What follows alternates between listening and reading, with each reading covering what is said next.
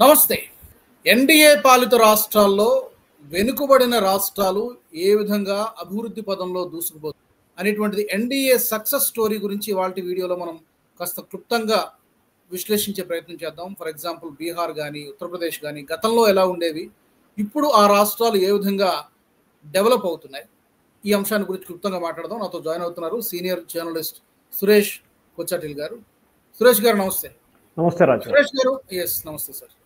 సురేష్ గారు, మనకి best examples Odisha కానివ్వండి, బీహార్ కానివ్వండి, ఉత్తరప్రదేశ్ కానివ్వండి, ఒకప్పుడు బీమారు స్టేట్స్ అని పిలిచేవాళ్ళు, వెనకబడిన రాష్ట్రాలుగా అందరూ పిలిచేవారు.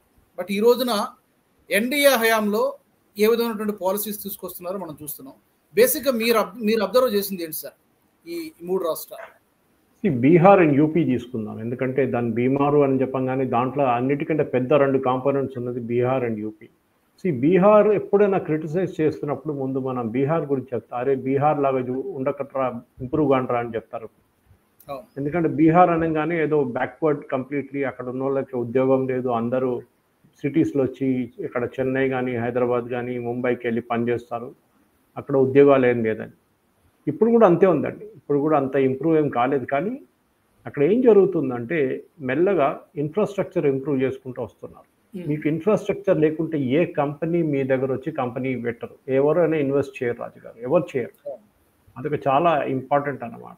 దానికి ప్రత్యేకంగా మనం ఏం చేయాలంటే ఈ ఇంప్రూవ్మెంట్ ఆఫ్ ఇన్ఫ్రాస్ట్రక్చర్ మనం చూస్తే రోడ్లు కానివ్వండి, రైల్ నెట్వర్క్ కానివ్వండి, అది కాకుండా రూరల్ రోడ్స్ కూడా చాలా మటుకు ఈ బీహార్ కానీ యూపీ కానీ, ఎందుకంటే 1980లో బీహార్, మధ్యప్రదేశ్, రాజస్థాన్, ఉత్తరప్రదేశ్ కలిసి కదా బీమారు అని చెప్పేటారు మనం. వాళ్ళ సోషల్ ఇన్ఫ్రాస్ట్రక్చర్ కానీ, ఎకనామిక్ ఇండికేటర్స్ అంతా చాలా దూరంగా. ఇప్పుడు కూడా వాళ్ళ మెటర్నల్ హెల్త్ చాలా ఘోరంగా ఉంది. ఇప్పుడు కూడా ఇన్ఫెంట్ చైల్డ్ మెటారిటీ కూడా ఇంకా చాలా తగ్గాల్సింది. కానీ ర్యాపిడ్ ఎకనామిక్ గ్రోత్ ఈ రెండు స్టేట్ స్పెసిఫిక్గా తీసుకుంటే వాళ్ళ పాత ఒక 5-6 ఫిజికల్ ఇయర్స్ చూస్తే చాలా మటుకు వాళ్ళ గ్రాస్ స్టేట్ డొమెస్టిక్ ప్రోడక్ట్ పెరిగింది రాజుగారు, అది చాలా మటుకు పెరిగింది అనమాట. ఇంకా ఉత్తరప్రదేశ్ ఇప్పుడు 3వ టాప్ స్టేట్ అన్నమాట ఎకానమీలో భారతదేశంలో. టోటల్ జిఎస్డిపి తీసుకుంటే, అంటే గ్రాస్ స్టేట్ డొమెస్టిక్ ప్రోడక్ట్ తీసుకుంటే ఉత్తరప్రదేశ్ 3వ స్థానాలు వస్తుంది అన్నమాట. అంటే ఆలోచించండి ఎక్కడున్న ఉత్తరప్రదేశ్ ఎక్కడ దాకా వచ్చిందని.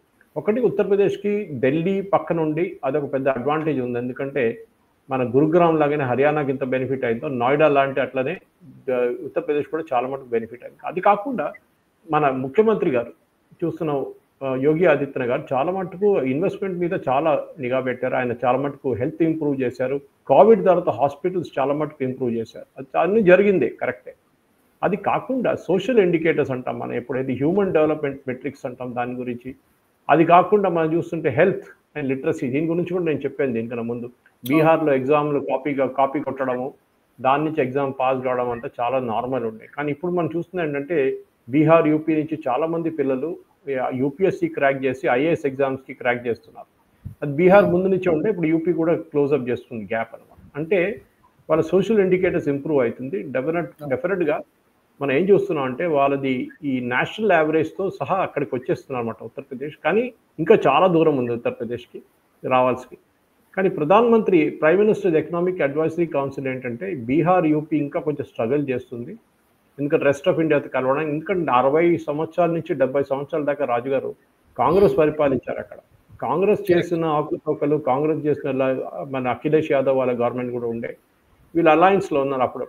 కానీ ఈ స్టేట్ వైజ్ అనాలిసిస్ చూసుకుంటే సస్టైనబుల్ డెవలప్మెంట్ గోల్స్లో ఇంకా యూపీ, బీహార్ చాలా కిందకు ఉంది. అది ఇంప్రూవ్ చేయాల్సింది, చాలా మటుకు చేయాల్సి ఉంది అనమాట. కానీ మనం ఒక లో బేస్ నుంచి ఇంక్రీజ్ చేస్తున్నాం రాజుగారు, చాలా మంచి అనిపిస్తుంది. మీరు 1-2 మార్కులు ఉన్నప్పుడు మీకు 10 మార్కులు వచ్చింది అనుకోండి, లేకుంటే 9 మార్కులు వచ్చిందండి, చాలా ఎక్కువ అనిపిస్తుంది అది. కానీ లో బేస్ నుంచి వర్క్ చేస్తున్నాం. అదే టైంలో కేరళ కానివ్వండి, మిగతా కర్ణాటక కానివ్వండి, తమిళనాడు కానివ్వండి, ఇట్లాంటి రాష్ట్రాలు ఏం చేస్తారంటే వాళ్ళ సోషల్ ఇండికేటర్స్ కానీ, వాళ్ళ ఎకనామిక్ ఇండికేటర్స్ చాలా స్ట్రాంగ్ ఉంటుంది. సో వాళ్ళు 40 నుంచి స్టార్ట్ చేస్తారు. 40 నుంచి వాళ్ళు 50కి వెళ్ళినా 60కి వెళ్ళినా వాళ్ళ గ్రోత్ అంత ఎక్కువ కనిపించదు పర్సంటేజ్ వైజ్, కానీ యాక్చువల్ గ్రోత్ ఎక్కువ ఉంటుంది. సో బీమారు స్టేట్స్ అనగానే ఇప్పుడు చెప్పినట్లు బీహార్, యూపీలో ఇంకా కొంచెం గవర్నమెంట్ ఇన్వెస్ట్మెంట్ పెట్టాల్సి వస్తుంది. మనం ఎప్పుడు చూస్తుంటే ఇవాళ కూడా చూసాను, కర్ణాటక కాంగ్రెస్ వాళ్ళు ఒక ట్వీట్ పెట్టారు, మేము ఇచ్చే ట్యాక్స్ ఇంత, మాకు వచ్చే గవర్నమెంట్ ఇచ్చే డబ్బులు ఇంత, చూడండి బీహార్ యూపీకి ఇస్తున్నారని. ఎందుకు బీహార్ యూపీకి ఇస్తున్నారంటే బీహార్ యూపీకి ఇన్వెస్ట్మెంట్ పెట్టలేదు ఇప్పుడు దాకా. ఇది లాస్ట్ ఒక 10 సంవత్సరాల కన్నా ముందు అసలు ఇన్వెస్ట్మెంట్ ఏం పెట్టకుండా వాళ్ళే డెవలప్ చేసుకుంటేమో వాళ్ళతో కాదు. హాస్పిటల్ కానివ్వండి, స్కూళ్ళు కానివ్వండి, మిగతా ఏదైనా కానివ్వండి, ఇదన్నీ చేయాలంటే డెఫినెట్లీ ఇది సిఏజీ రిపోర్ట్ ప్రకారం, సిఏజీ రిపోర్ట్ ఇచ్చిన డీటెయిల్స్లో ఇప్పుడు రెవెన్యూ సర్ప్లస్ చూడండి, అది అన్నిటికంటే ఇంప్రెసివ్. యూపీలో రెవెన్యూ సర్ప్లస్ అంటే వాళ్ళ ఖర్చు కన్నా ఆదాయం ఎక్కువ, 37,000 కోట్లు. గుజరాత్ డబుల్ అన్నమాట రాజు గారు. So UP has substantially. మిగతా తెలంగాణ చూడండి, తెలంగాణలో డబ్బులు ఏం చెప్తారు, లోన్లు తీసుకొని ఇప్పుడు డబ్బులే, అసలు ఆదాయం లేదు ఇక్కడ.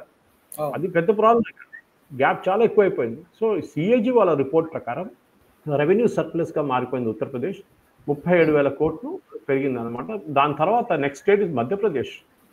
అది కూడా ఒకసారి ఒక టైంలో చాలా వీక్ స్టేట్ అని అనిపించేది. ఉత్తరప్రదేశ్లో highest revenue surplus in Gujarat, దాని తర్వాత ఒడిశా, ఝార్ఖండ్. ఇప్పుడు ఉత్తరప్రదేశ్ టైంలో చూస్తే Odisha 19,456, which is very good. Okay, చాలా మంచి ఇంప్రూవ్మెంట్ అనమాట. సో మధ్యప్రదేశ్ కానివ్వండి, గోవా కానీ ఇట్లాంటి అన్ని చూస్తే మనకు చాలా మటుకు ఇంప్రూవ్ అవుతున్నారు. టైం పడుతుంది ఇంకా. కానీ రెవెన్యూ డెఫిసిట్ కూడా చూస్తే చాలా మటుకు రెవెన్యూ డెఫిసిట్ అంటే మీకు వచ్చే ఆదాయం కన్నా మీకు ఖర్చు ఎక్కువ అయితే మీరు అప్పు తీసుకుంటారు. ఓకే, సో అది కాకుండా రెవెన్యూ డెఫిసిట్లు ఉన్న స్టేట్స్ ఏంటంటే ఆంధ్రప్రదేశ్ 43,000 కోట్లు అప్పు అంటే డెఫిసిట్. ఓకే, వచ్చే ఆదాయం కన్నా మీకు ఖర్చు ఎక్కువ, 43,000 కోట్లు. తమిళనాడు 36,000 కోట్లు, రాజస్థాన్ 31, వెస్ట్ బెంగాల్ 27, పంజాబ్ 26, హర్యానా 17, అస్సాం, బీహార్ అని చెప్పుకుంటూ పోతే చిన్న చిన్న అమౌంట్స్ ఉన్నాయి అక్కడ. కానీ ఈ రెవెన్యూ డెఫిసిట్లో చాలా మటుకు ఈ వెస్ట్ బెంగాల్ కానీ, హిమాచల్ ప్రదేశ్ కానీ, పంజాబ్ కానీ రాజు గారు వాళ్ళు ఈ డెఫిసిట్ గ్రాంట్, సెంట్రల్ గవర్నమెంట్ దగ్గర నుంచి గ్రాంట్ తీసుకొని వాళ్ళు గ్యాప్ క్లోజ్ చేస్తారు. అది తప్పు actually. So west Bengal for example మీరు 2000 ఫైనాన్షియల్ ఇయర్ 23 చూస్తే 16% గ్రాంట్ సెంట్రల్ గవర్నమెంట్ దగ్గర తీసుకొని గ్యాప్ తగ్గించారు వాళ్ళు. అంటే సెంట్రల్ గవర్నమెంట్ దగ్గర నుంచి వచ్చే హెల్త్ కానీ, ఎడ్యుకేషన్ సెక్టర్ కానీ వచ్చిన డబ్బులు తీసుకొని వాళ్ళు మాకు రెవెన్యూ వచ్చిందని చూపించేసి గ్యాప్ ఫిల్అప్ చేస్తున్నారు. అది కరెక్ట్ కాదు, సిస్టమ్ కరెక్ట్ కాదు, కానీ చేస్తున్నారు. ఎందుకంటే అది ఆడిటెడ్ దాంట్లో స్టేట్మెంట్ రావడానికి అదంతా పనికొస్తుంది. సో మనం చూసేది ఏంటి, ఇప్పుడు బేసిక్లీ హర్యానా కానీ, మహారాష్ట్ర కానీ, కర్ణాటక అండ్ గుజరాత్, వీళ్ళిద్దరూ 2022-23లో ఓన్ ట్యాక్స్ రెవెన్యూ 60% కన్నా ఎక్కువ వాళ్ళ టోటల్ రెవెన్యూ రెసీట్స్ ఉందన్నమాట. కానీ అరుణాచల్ ప్రదేశ్, మేఘాలయ, మిజోరాం, నాగాలాండ్, సిక్కిం ఇదంతా టైం పడుతుంది. ఎందుకంటే చిన్న రాష్ట్రాలు, ఇదన్నీ చాలా దూరం ఉన్నారు వాళ్ళ స్టేట్ నుంచి, మేము సెంట్రల్ గవర్నమెంట్ నుంచి. సో గ్రాంట్స్ ఇన్ ఎయిడ్ కానివ్వండి, ఫైనాన్స్ కమిషన్ ఇచ్చిన గ్రాంట్స్ కానివ్వండి, ఇదన్నీ చూస్తే చాలా మటుకు Uttar Pradesh and Bihar have improve, దాంట్లో డౌటే లేదు. కానీ టైం పడుతుంది ఇంకా కొంచెం ముందుకు వెళ్ళడానికి. వాళ్ళు ఈ చెప్పినట్టు ఇంకా చాలా దూరం ఉంది. కానీ ఎందుకంటే 70 సంవత్సరాల్లో 60-70 సంవత్సరాలు చేసిన మొత్తం మటాష్ చేసి పడేసారి ఎకానమీని. దాన్ని చూస్తే చాలా మటుకు ఉత్తరప్రదేశ్, మధ్యప్రదేశ్, బీహార్ ఇట్లాంటి రాష్ట్రాలు చాలా మటుకు ఇంప్రూవ్ అవుతున్నారు అనమాట. సురేష్ గారు, అయితే గతంలో మీరు చెప్పినట్టుగా ఈ మధ్య అంటే ఎన్డీఏ ప్రభుత్వాలు వివిధ చాలా రాష్ట్రాల్లో ఉన్నాయి. కానీ గతంలో 50-60 సంవత్సరాల పాటు నెహ్రూలు, గాంధీలు వాళ్ళు పరిపాలించిందే కాబట్టి, ఎస్పెషల్లీ 1952 నుంచి 1993 వరకు FEP, the freight equalisation policy అని ఒకటి అమల్లో ఉండేది. దీనివల్ల Bihar is the best case study అని చెప్తారు. మొత్తం బీహార్ అంతా నాశనం కావడానికి, చాలా వరకు నష్టపోవడానికి, ఎకనామిక్గా డెవలప్ కాకపోవడానికి అది కూడా ఒక కారణం అంటారు. ఏంటి సార్ అసలు యాక్చువల్లీ ఫ్రైట్ ఈక్వలైజేషన్ పాలసీ అని చూస్తే మీకు వచ్చే డెఫిసిట్ కన్నా అది చాలా ఇంపార్టెంట్. ఎందుకంటే ఫ్రైట్ ఈక్వలైజేషన్ పాలసీ అనగానే మీ ఆదాయం ఎంత ఉంది, ఓకే, అది మీరు చూసి మీరు అక్కడి నుంచి మీరు మొదలు పెడతారన్నమాట. మీ ఇన్కమ్ ఎంత, మీ ఎక్స్పెండిచర్ ఎంత, ఇక్కడి నుంచే ఉంటుంది. ఈ ఫ్రైట్ ఈక్వలైజేషన్ పాలసీ అనేది, ఎఫ్ఈపి అనేది ఇండియన్ గవర్నమెంట్, మన గవర్నమెంట్ 1952లో ఇంక్లూడ్ చేశారు రాజుగారు. ఇది ట్రాన్స్పోర్ట్ కాస్ట్ సబ్సిడైజ్ చేయడానికి, అంటే ఇండస్ట్రియల్ రా మెటీరియల్ అంతా మీరు మాట్లాడే ఎఫ్ఈపి అంటే ఇదే అనమాట. నేను ఎక్స్ప్లెయిన్ చేయగలను. దాని మినరల్స్ కానీ, ఇండస్ట్రియల్ యూస్ కానీ దానికి సబ్సిడైజ్ చేస్తారనమాట. అంటే మీకు ఖర్చులు ఎక్కువ ఉంది, ట్రాన్స్పోర్టేషన్ తగ్గించడానికి, సేమ్ ప్రైస్ ఉండడానికి మీరు ఎఫ్ఈపి పెడతారు. సో బేసిక్లీ ఏంటంటే దాని ఒక స్ట్రాటజీ ఏముండే అంటే, ఒక ఇండస్ట్రియల్ డెవలప్మెంట్ ఎంకరేజ్ చేయడానికి, ఇండస్ట్రీస్ రావడానికి, దాని మినరల్ రిసోర్స్, బీహార్లో ఒక మైన్ ఉంటుంది, అక్కడ నుంచి బొగ్గు తీసుకెళ్తారు. కానీ మైన్ ఫ్యాక్టరీ ఉన్నదేమో ఆంధ్రప్రదేశ్లో. అక్కడ దాకా వెళ్ళాలంటే బీహారు చాలా ఎక్కువైపోతుంది వాళ్ళ ట్రాన్స్పోర్టేషన్ కాస్ట్. ఆంధ్రప్రదేశ్ ఏం చేస్తారు, పక్కన ఉన్న సింగరేణి కోల్రీస్ తెలంగాణ నుంచి తీసుకుంటారు. ఓకే, వాళ్ళ ఖర్చు తగ్గిపోతుంది దాంట్లో. సో ఫ్రైట్ ఎక్విజిషన్ పాలసీలు ఏం చేస్తారంటే బీహార్ కూడా అమ్మాలి కదా, బీహార్ కూడా ఎక్కడైనా తీసుకెళ్ళి బొగ్గు అమ్మాల్సి వస్తుంది. సో దానికి ఫ్రైట్ ఎక్విజిషన్ పాలసీ ఇచ్చి వీళ్ళు సబ్సిడీ ఇచ్చి అది ఆంధ్రప్రదేశ్ వచ్చేదాకా సింగరేణి నుంచో లేకుంటే పక్కన ఇంకేదో రాష్ట్రం తీసుకున్నప్పుడు రేట్ ఆల్మోస్ట్ ఈక్వలైజేషన్ అయిపోతుంది అనమాట. సో ఇది బేసిక్లీ ఏంటంటే ఈ ఇండస్ట్రీస్ని చాలా దూరం సెటప్ చేసినప్పుడు మినరల్ రిసోర్సెస్ ఇది చాలా పనికి వస్తుంది. మనం ఈ కోల్ స్కామ్లో జరిగిన స్కామ్ మీకు గుర్తుంటుంది, వీళ్ళు అన్ని దగ్గర తీసుకోకుండా చాలా దూరం తీసుకున్నారన్నమాట. సో దాంతోనే ఇది జరిగింది ఇదంతా. So Bihar Mumbai for example, అక్కడి నుంచి ముంబై దాకా మీకు పంపించాలంటే ఎట్లా పంపిస్తారు? సో డెఫినెట్గా దాన్ని పనికి వచ్చింది, కానీ అది ఒక టైం తర్వాత ఇట్ బికేమ్ డిఫంక్ట్. అది డిసడ్వాంటేజ్ ఉంటుంది రిసోర్స్ స్టేట్స్కి, రిచ్ ఉన్న స్టేట్స్కి, బీహార్ కానీ యూపీ కానీ ఇట్లాంటి జార్ఖండ్ కానీ వాళ్ళ న్యాచురల్ అడ్వాంటేజ్ పోతుంది. సో ఇండస్ట్రియల్ కాన్సన్ట్రేషన్ ఏమో కోస్టల్ ఏరియాకి వెళ్ళిపోయింది, వైజాగ్ వైపు లేకుంటే కాకినాడ వైపు, ఇటువైపు ముంబై వైపు, మ్యాంగళూరు ఇట్లాంటి కోస్టల్ ఏరియాస్కి వెళ్ళిపోయింది, గుజరాత్లో ఉన్న కోస్టల్ ఏరియాస్ కూడా. సో మినరల్ రిచ్ స్టేట్స్కి ఏమైందంటే వాళ్ళకి వాల్యూ యాడెడ్ ఇండస్ట్రీ ఏం రాలేదు, దానికోసం బీహార్లో పెద్ద ఇండస్ట్రీలు ఏం లేవు. ఆ ఇండస్ట్రీ గ్రోత్ అంతా మిగతా చోటుకి వెళ్ళిపోయింది, ఎందుకంటే ఫ్రైట్ ఈక్వలైజేషన్ ఇచ్చారు కదా మీరు. ఫ్రైట్ ఈక్వలైజేషన్ చాలా మంది వలస కూడా మైగ్రేషన్ కూడా పోయారు కదా సార్, చాలా మంది అక్కడ మైగ్రేషన్ అయితే మీరు చూడండి, బీహార్ కానీ యూపీ కానీ రాజు గారు, మీరు కేరళకు కూడా వెళ్ళండి, మా దాంట్లో కేరళలో కూడా వీళ్ళు వస్తారు పనిచేయడానికి కన్స్ట్రక్షన్ సెక్టర్లో. యూపీ వాళ్ళు బీహార్ వాళ్ళు ఎక్కువ ఉంటారు, సెక్యూరిటీ దాంట్లో ఒడిశా వాళ్ళు ఎక్కువ కనిపిస్తారు, వెస్ట్ బెంగాల్ వాళ్ళేమో అన్ని పనులు చేస్తారు, హోటల్లో కూడా పని చేస్తారు వాళ్ళు. సో ఇట్లాంటిది మైగ్రేషన్ ఎందుకు జరుగుతుందంటే వాళ్ళ ఏరియాలో డెవలప్మెంట్ లేదు. ఇప్పుడు కల్కటాలో చూడండి, వెస్ట్ బెంగాల్ నుంచి 6,500 లిస్టెడ్ కంపెనీస్ పారిపోయారు. ఆలోచించండి, పారిపోయారు వాళ్ళు, ఎందుకంటే వాళ్ళు మమతా బెనర్జీని తట్టుకోలేకపోతున్నారు. వాళ్ళు ముందు కమ్యూనిస్ట్ వాళ్ళు ఉంటే వాళ్ళు మొత్తం ఇండస్ట్రీని ఫినిష్ చేసి ఈమె వచ్చి ఇంకో దాన్ని కూడా ఫినిష్ చేసేస్తుంది అనమాట.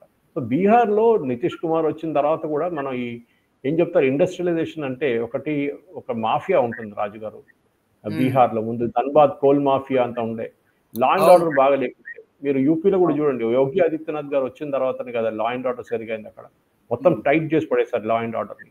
అది కావాలండే ముందే, కానీ చేయలేదు. కాంగ్రెస్ వాళ్ళ హయాంలో, మన అఖిలేష్ యాదవ్ హయాంలో కానివ్వండి, దీంట్లో కూడా తేజస్వి యాదవ్ ఉన్న టైంలో బీహార్లో అక్కడ కూడా లా అండ్ ఆర్డర్ లేకుండే అసలు. అక్కడ పోలీసు వాళ్ళు అంటే అసలు ఏం భయం లేకుండే మనుషులు. ఇప్పుడు ఉంది అనుకోండి, ఎస్పెషల్లీ యూపీలో. సో దాంతో ఏమవుతుందంటే ఒకరైనా ఫ్యాక్టరీ పెట్టాలో వాళ్ళ కొన్ని ఎంప్లాయీస్ని తీసుకురావాలంటే 10 సార్లు ఆలోచిస్తారు. లా అండ్ ఆర్డర్ బాగాలేకపోతే ఎవరు రారు, ఎస్పెషల్లీ ఫ్యామిలీస్ రారు అనమాట. సో అది ప్రాబ్లం అయిపోతుంది. సో దాంతోనే డెఫినెట్గా బీహార్ కానీ యూపీ కానీ వాళ్ళ ఇండస్ట్రియలైజేషన్ దెబ్బతిన్నది. కానీ బీహార్లో స్పెసిఫిక్లీ వాళ్ళ మినరల్స్ ఉన్నప్పుడు డెఫినెట్గా అక్కడ లోకల్ ఇండస్ట్రీస్ చాలా పెట్టచ్చు, థర్మల్ పవర్ ప్లాంట్ పెట్టచ్చు, అది కాకుండా మిగతా ఫ్యాక్టరీస్ కూడా పెట్టచ్చు, కోల్ ఇంటెన్సివ్ అనే ఏదైనా ఫ్యాక్టరీ అక్కడ పెట్టచ్చు. అది కాకుండా యూపీ వైపు వెళ్తే మీరు యూపీలో ఒక వైపు నుంచి మనం చూస్తే గౌతమ్ బుద్ధ్ నగర్ కానివ్వండి, నోయిడా కానీ ఇట్లాంటి ఏరియాస్ నుంచి కూడా చాలా మటుకు బిజినెస్ ఎక్స్పాండ్ అవుతున్నాయి. లక్నో వైపు కానివ్వండి, మీరు అలీగఢ్ వైపు కానివ్వండి, ఇట్లా కాన్పూర్ వైపు అది డెఫినెట్గా ఎక్స్పాండ్ అవుతుంది. ఓకే, అది దాంతోనే కదా ఇది మొత్తం జిఎస్డిసిపి పెరిగింది. గ్రాస్ స్టేట్ డొమెస్టిక్ ప్రోడక్ట్ పెరగాలంటే సేల్స్ జరుగుతుంది, బాగా సేల్ ఉంటుంది, మ్యానుఫ్యాక్చరింగ్ యూనిట్స్ ఉన్నారు, సేల్ అవుతుంది అన్నమాట. దాంతోనే రాజుగారు ఈ 2 స్టేట్స్, బీమారులో 2 స్టేట్లు, especially Uttar Pradesh and Bihar along with Madhya Pradesh, వీళ్ళు 3 స్టేట్లు గుంజుకొని ముందుకు వెళ్ళిపోతున్నారు. కానీ వాళ్ళ హెల్త్ పారామీటర్స్కి ఇంకా టైం పడుతుంది, ఇంకా చాలా హాస్పిటల్స్ కట్టాల్సి వస్తుంది. ఇప్పుడైతే యూపీలో ప్రతి జిల్లాకు ఒక హాస్పిటల్ ఉందని చెప్తున్నారు, కానీ మరి డాక్టర్లు ఉండాలి, ఎక్విప్మెంట్ ఉండాలి, దాని నర్సులు ఉండాలి, ఇదంతా ఉంటుంది. కానీ ఈ చెప్పినట్టు 60 సంవత్సరాలు చేసిన పాపాన్ని మనం 10 సంవత్సరాల్లో మనం తీసేయలేము, టైం పడుతుంది, కానీ డెఫినెట్గా జరుగుతుంది రాజుగారు. ఎస్, మీరు అన్నది కరెక్టే. ఎందుకంటే 60 సంవత్సరాల్లో చేసినటువంటి డిస్ట్రక్షన్ 4-5 సంవత్సరాల్లో సాధ్యం కాదు. కాబట్టి ఎస్పెషల్లీ ఇప్పుడు పెట్టుబడులు పెట్టడానికి ది బెస్ట్ ఎగ్జాంపుల్ మనం ఎగ్జాంపుల్ తీసుకొస్తే యూపీలో చాలా డెవలప్మెంట్ జరుగుతుంది కదా సార్. అది ప్రభుత్వం తీసుకుంటున్నటువంటి పాలసీలే కదా. లా అండ్ ఆర్డర్ చాలా ఇంపార్టెంట్ రాజు గారు. ఒక ఫ్యామిలీని అక్కడ వచ్చి ఉండాలంటే వాళ్ళ పిల్లల సేఫ్టీ కానివ్వండి, వాళ్ళ ఓన్ సేఫ్టీ కానివ్వండి, మీరుండే ఇల్లు, మీరుండే చుట్టుపక్కల ఉన్న అంతా సేఫ్ ఉంటేనే మీరు వస్తారు కదా, లేకుంటే మీరు రారు అక్కడికి. సో ఇప్పుడు యూపీలో ఎట్లయిపోయిందంటే ఎవడైనా మన దగ్గర కన్నా స్ట్రిక్ట్, అక్కడ ఎవడైనా మర్డర్ చేసో రేప్ చేసో వెళ్ళిపోతే వాళ్ళని అక్కడే ఎన్కౌంటర్ చేసి పడేస్తారు కదా. అప్పుడు ఏమవుతుందంటే మిగతాలకు మెసేజ్ వెళ్ళిపోతుంది, ఇంకా ఎవరు ట్రై చేయడు అట్లాంటి పని చేయడానికి. దాంతో లా అండ్ ఆర్డర్ చాలా మటుకు ఇంప్రూవ్ అయింది యూపీలో. బీహార్ ఇంకా ఉంది, ఎందుకంటే బీహార్ని మళ్ళీ జంగల్ రాజ్ అంటారు వీళ్ళు, అక్కడ కూడా డాన్లు చాలా మంది ఉన్నారు. కానీ వీళ్ళందంటే వీళ్ళందరినీ పొలిటీషియన్స్ ఏం చెప్తారు, చిన్నప్పటి నుంచే వీళ్ళని ఎంకరేజ్ చేసి బూత్ క్యాప్చరింగ్ అంటే బూత్ పట్టుకొని ఓట్లు వేయడానికి ఇట్లాంటి పనులకి వీళ్ళు పనికొస్తారన్నమాట, కిడ్నాపింగ్ చేయడానికి. అదంతా పెద్ద ఇండస్ట్రీ అక్కడ. అదంతా ఇప్పుడు స్లోలీ మారుతుంది, కానీ టైం పడుతుంది. డెఫినెట్గా బీహార్ కానీ, మధ్యప్రదేశ్ కానీ, యూపీ డెవలప్మెంట్లో పైకి వస్తుందంటే మనం అందరు హర్షంగా చెప్పాలి. డెఫినెట్గా ఇంకా కొంచెం ఎంకరేజ్ చేసి సెంట్రల్ గవర్నమెంట్ వాళ్ళ గ్రోత్ని పెంచితే మైగ్రేషన్ తగ్గిపోతుంది. మిగతా రాష్ట్రాలకు వెళ్ళే బదులు వీళ్ళు అక్కడే ఉండి అక్కడే పని చేసుకుంటారు వాళ్ళ ఇంటి దగ్గర. అది చాలా ఇంపార్టెంట్. రాజకీయం. Thank you Suresh garu, thank you very much for joining us. ఆ రాష్ట్రాలు అది ఒడిషా కానివ్వండి, బీహార్ కానివ్వండి, ఉత్తరప్రదేశ్ కానివ్వండి, ఆల్రెడీ అభివృద్ధి పదంలో వెళ్తున్నాయి. ఇంకా మరింత వేగంగా ముందుకెళ్ళాలి కేంద్ర ప్రభుత్వ సహకారంతో అని చెప్పి మనం కోరుకుందాం. Thank you very much for joining us Suresh garu, ధన్యవాదాలు. ఈ అంశానికి సంబంధించి మీ అభిప్రాయాలు కూడా తప్పకుండా కామెంట్స్లో పెట్టండి. ఆ రాష్ట్రాలు ఇంకా వేగంగా అభివృద్ధి చెందాలంటే ఎలాంటి నిర్ణయాలు తీసుకుంటే బాగుంటుంది పారిశ్రామికీకరణలో భాగంగా అనేది మీ కామెంట్స్ ద్వారా మాకు తెలియజేయండి. అలాగే మా NH టీవీ నుంచి ఇంకా ఎలాంటి అంశాలను కోరుకుంటున్నారు కూడా అది కూడా మీరు కామెంట్స్లో మాకు చెప్పొచ్చు. మరొక అంశంతో మళ్ళీ కలుసుకుందాం. జై. ఈ వీడియో మీకు నచ్చినట్టయితే లైక్ చేయండి, 10 మందికి షేర్ చేయండి. అలాగే కామెంట్ల రూపంలో మీ అభిప్రాయాలను మాతో పంచుకోండి. Nationalist hub group of channels ను సబ్స్క్రైబ్ చేసుకుని తెలుగునాట జాతీయవాద జర్నలిజాన్ని ప్రోత్సహించండి. ఈ వీడియో కింద ఉన్న బెల్ ఐకాన్ పై క్లిక్ చేయడం మర్చిపోవద్దు.